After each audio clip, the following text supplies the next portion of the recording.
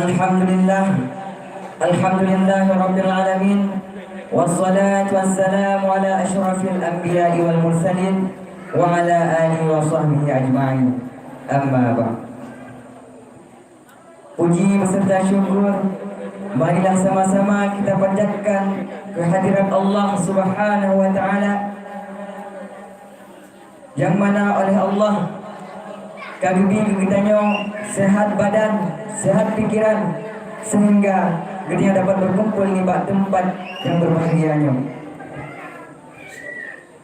Salawat bermahkotakan salam tidak lupa pula kita sanjung sajikan ke pangkuan alam Nabi besar Muhammad sallallahu alaihi wasallam, yang mana oleh beliau telah berjuang mati-matian demi agama, demi membawa umat dari alam jahiliyah hingga alam Islamiyah, dari alam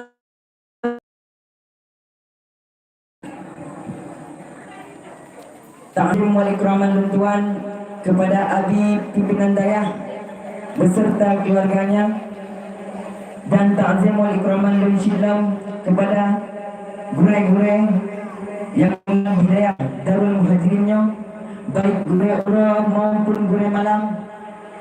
Ta'zim wal ikraman luntuan kepada Tuku Ilmu beserta diranjuri yang telah hadir di malam yang berbahagianya. Ta'zim wal ikraman luntuan kepada seluruh hadirin yang telah hadir di acara malam yang berbahagianya.